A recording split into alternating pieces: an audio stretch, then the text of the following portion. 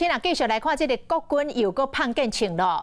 进前这个海军陆战队，则因为碰见2件步枪的枪机，和国防部长邱国正是非常的抓狂。结果昨暝，这个海军陆战队又搁碰见一支 T-750的预备的枪管。立委批评讲，这国军内部的管理伤松凌咯，要求国防部爱全面来检查。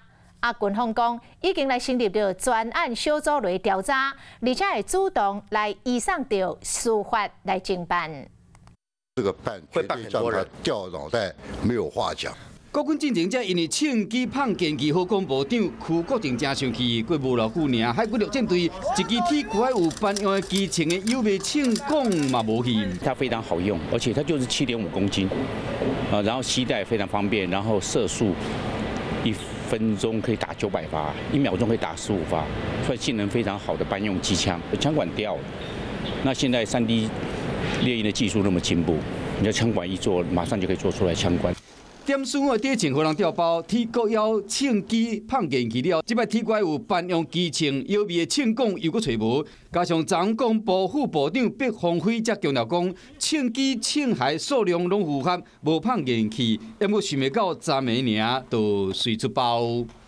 这件事情应该充分的检讨，所以国防部是从上到下全面的检查。内部的管理其实极度的松散，民进党其实在处理国安相关的问题、国防相关的问题的时候，其实有一点轻重没有拿捏得很好。查获短少 T-954班用机枪预备枪管已知，即成立专案小组调查，并主动移送司法侦办。并深切检讨，严予究责，绝不宽待。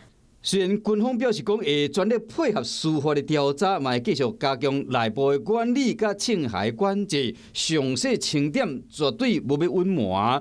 不过小林说出包恐惊，会搁去伤到国军的形象。Hello， 大家好，我是乃瑜，要教给大家2个任务。第一个，华视新闻的脸书专页，你按赞了吗？还有华视新闻的 YouTube 频道，赶紧订阅起来，还要记得按赞，开启小铃铛哦。